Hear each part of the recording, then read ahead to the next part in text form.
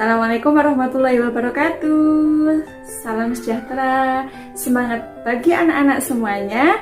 Gimana kabar kalian? Semoga kalian dalam kondisi yang sehat, tetap bahagia, dan selalu semangat untuk belajar meskipun kita dalam kondisi pandemi COVID-19. Anak-anakku sekalian, Ibu mengucapkan selamat datang di SMK Negeri 1 Sapuran. Dan pada kesempatan kali ini kita akan berbagi bagaimana cara belajar yang efektif.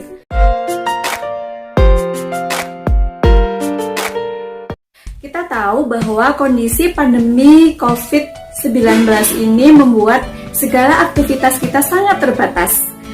Baik itu aktivitas bekerja, aktivitas di luar rumah terutama, dan bagi anak-anak terutama pelajar, aktivitas belajar kita juga menjadi sangat terbatas.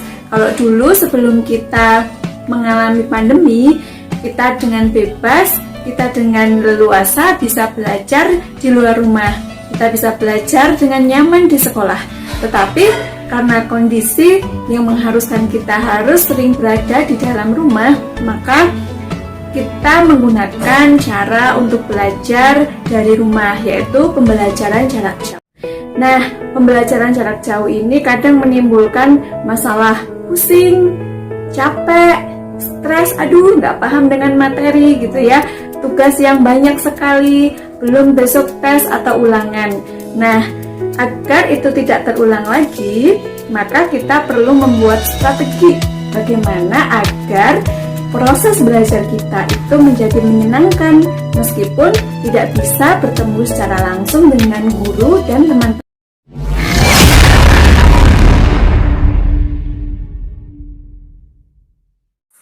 Nah, sekarang kita kembali refleksi ke diri kita.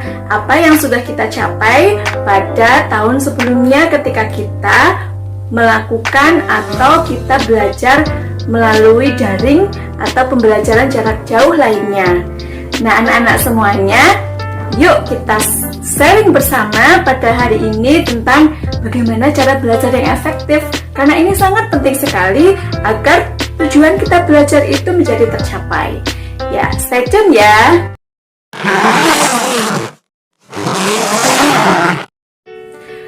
Anak-anak sekalian, proses belajar itu merupakan salah satu hal yang seharusnya menyenangkan bagi setiap siswa. Akan tetapi, kadang ada banyak sekali faktor yang menghambat agar kita mencapai tujuan belajar. Nah, sering sekali banyak pertanyaan, bagaimana sih caranya agar belajar itu menyenangkan? Saya belajar tetapi hasilnya tidak memuaskan gitu. Nah, bagaimana caranya agar kita bisa belajar secara efektif? Nah, yuk kita sharing sama-sama hari ini ya. Anak-anak sekalian, belajar efektif itu merupakan salah satu cara atau strategi yang bisa kita terapkan agar tujuan dari belajar itu tercapai. Nah, apa sih yang menjadi tujuan kita? Misalnya, salah satunya adalah nilai kita menjadi baik. Nilai kita mendapatkan skor yang tinggi. Kemudian kita memahami materi dengan baik, kita bisa menerapkan materi dengan baik untuk menyelesaikan permasalahan dalam kehidupan sehari-hari. Itu adalah tujuan dari belajar. Banyak sekali faktor yang sering menghambat kita dalam belajar. Salah di antaranya faktor kesehatan, misalnya kita sakit atau misalnya kemarin ada yang terkena atau terpapar virus corona, atau ada anggota keluarga yang terpapar virus corona, itu mengganggu konsentrasi kita belajar. Gitu ya, misalnya kita sakit, kemudian yang kedua kita lelah, misalnya habis beraktivitas, kemudian kita menjadi lelah. Kemudian ada lagi misalnya situasi atau lingkungan yang tidak mendukung untuk kita belajar, atau lingkungan yang ramai gitu ya, misalnya atau lingkungannya justru mungkin terlalu sepi untuk kita gitu ya, seperti itu. Kemudian misalnya kondisi jauh dari orang tua atau kondisi yang lainnya. Nah, faktor-faktor penghambat tersebut harus kita kenali gitu ya, kita petakan, dan bagaimana agar kita menyusun strategi faktor-faktor penghambat tersebut tidak mengganggu kita dalam proses belajar.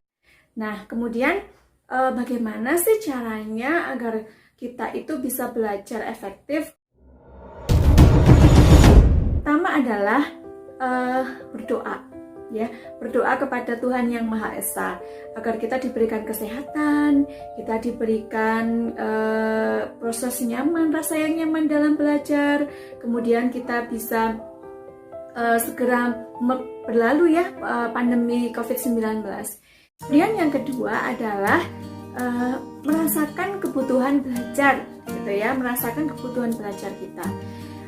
Kadang setiap hari orang belajar tetapi tidak menikmati belajar, gitu ya, karena belajar itu bukan menjadi sesuatu kebutuhan tetapi hanya sekedar kewajiban.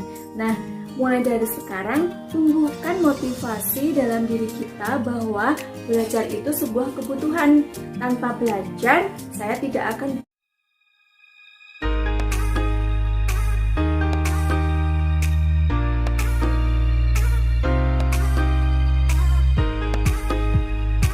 kebutuhan belajar, apalagi kalian sudah memutuskan untuk masuk ke SMK, pasti punya target nih, gitu ya.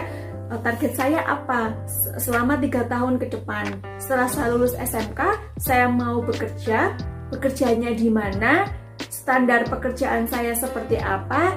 Nah, itu yang akan menentukan motivasi kalian dalam belajar, gitu ya. Kalau motivasi kalian sudah besar untuk belajar, maka rasa ketergantungan kalian, kebutuhan kalian untuk belajar akan semakin tinggi, gitu ya.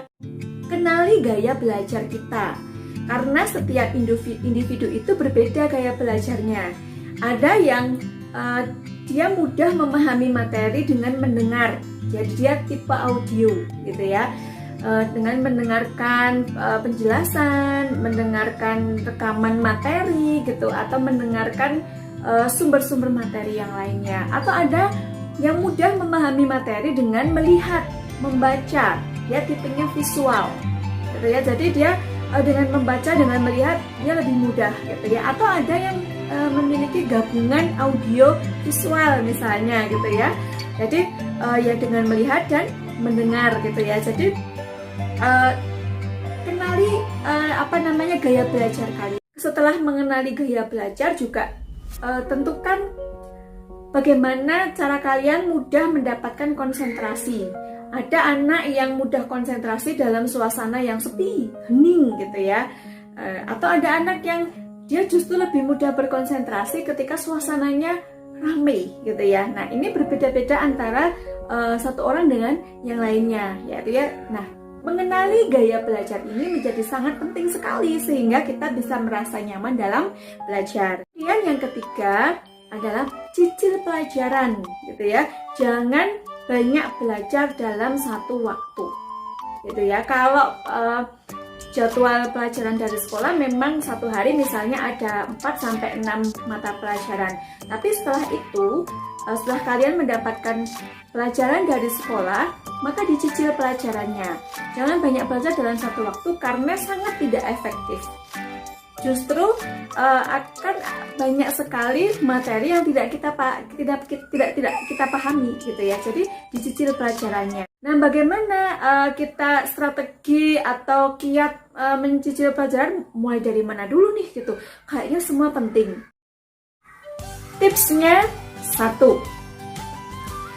Kalau ada tugas atau pelajaran, tugas dari pelajaran, misalnya ada PR, kerjakan dari yang mudah terlebih dahulu. Maka kita mulai dari yang mudah dulu, karena 1, itu akan mengurangi tumpukan tugas kita, gitu ya. Kemudian yang kedua, akan memberikan lebih banyak waktu untuk kita mengerjakan tugas atau mempelajari materi yang lebih sulit. Kemudian yang berikutnya, yang keempat adalah bagi waktu belajar, gitu ya. Jadi dibagi waktu belajar. Jadi ketika kalian PJJ aktif ya, misalnya melalui sarana yang diberikan oleh sekolah atau guru ya, misalnya melalui Google Classroom atau Schoology atau platform yang lainnya, gitu. Kalian harus mampu membagi waktunya, gitu ya. Misalnya ketika sedang dengan guru ya, kalian segera mungkin membuat resume, gitu ya, membuat resume Jadi nggak perlu dibuat catatan panjang lebar, itu bagus, tetapi membuat resume jauh lebih efektif. Atau bisa juga dengan mind mapping gitu ya, dengan mind mapping. Setelah membuat resume materi gitu ya, maka berlatihlah. Semakin banyak berlatih, seperti pepatah Inggris ya, practice makes perfect. Jadi semakin berlatih, semakin membuat pemahaman kita menjadi lebih sempurna gitu ya, seperti itu. Kemudian yang berikutnya, yang kelima adalah dengan berdiskusi ya, diskusi dengan teman sebaya atau diskusi dengan guru, diskusi dengan teman-teman yang lain, itu akan sangat membantu kita ya, dan memberikan kontribusi yang sangat efektif dalam kita memahami materi. Kadang mungkin kita nggak paham dengan apa yang dijelaskan oleh guru, tetapi ketika teman yang menjelaskan, oh iya saya paham gitu ya. Jadi sering-seringlah berdiskusi. Cara yang keenam agar kita bisa meraih belajar yang efektif adalah cari cara yang membantu kita konsentrasi. Tadi ya, seperti di awal. Jadi saya lebih seneng sesepi gitu ya, maka belajarnya mungkin harus mencari tempat yang lebih tenang gitu ya. Tapi saya lebih senang belajar di tempat yang lebih rame gitu. Nggak masalah, itu personal ya. Jadi tiap anak, tiap orang itu beda-beda, tidak masalah. Pahami materi gitu ya, jangan hanya menghafal. Karena kalau kita menghafal, semakin banyak menghafal, semakin banyak yang kita lupa gitu ya. Rumusnya kan begitu. Maka pahami materi dengan baik. Bagaimana cara memahami? Kembali ke kiat nomor 4 gitu ya. Buat resume, buat mind mapping kita, itu akan sangat mudah, dan banyak latihan. Itu akan memudahkan kita dalam memahami materi.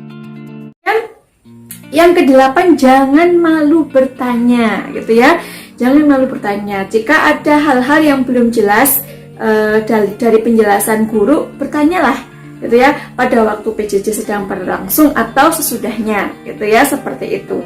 Jangan malu bertanya, atau bisa bertanya kepada ahli yang lain, teman sebaya atau saudara, tetangga misalnya gitu ya, yang tingkat kelasnya lebih dari kita bisa yang ke-9 adalah sukai mata pelajaran yang kalian pelajari.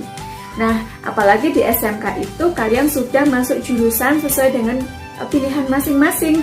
Ada yang masuk kompetensi keahlian tata busana, ada yang masuk akuntansi, ada yang masuk TBSM, ada yang masuk TKR. Sukai mata pelajaran yang ada di dalam kelas kalian gitu ya. Karena ketika kita menyukai sesuatu, maka kita akan lebih penasaran, ya kan? Ya, ketika kita sudah penasaran, maka kita rasa ingin belajar kita menjadi lebih tinggi, seperti itu, ya. Dan yang terakhir, manfaatkan fasilitas yang ada, gitu ya. Manfaatkan fasilitas yang ada. Jadi kalau di rumah kita memiliki gadget seperti laptop atau HP, manfaatkan dengan baik. Tetapi yang harus kita pahami atau kita garis bawahi, bahwa gunakan fasilitas kalian seefisien mungkin, gitu ya. Jadi ketika kita sudah membuat jadwal belajar sendiri, kita membuat target sendiri, maka dukung dengan fasilitas yang ada, gitu ya. Ketika hari jam 7 atau jam setengah 7 malam sampai jam 9 itu digunakan untuk belajar, ya gunakan gadget kalian atau fasilitas gadget kalian karena kita sedang PJJ misalnya dengan baik, gitu ya. Jadi efektifkan gitu ya, misalnya untuk browsing materi, jadi tidak untuk browsing yang lain-lain, sehingga akhirnya target kita tidak tercapai. Dan anak-anak, beberapa kiat agar kita bisa belajar secara efektif. Semoga bisa difahami ya, dan sekali lagi perkuat dengan doa. Semoga Tuhan Yang Maha Esa memberikan kita kemudahan dalam belajar meskipun kita dalam kondisi yang sangat terbatas sekali. Demikian, semoga bisa difahami. Saya akhiri, semangat pagi, semangat belajar, SMK bisa. Assalamualaikum warahmatullahi wabarakatuh.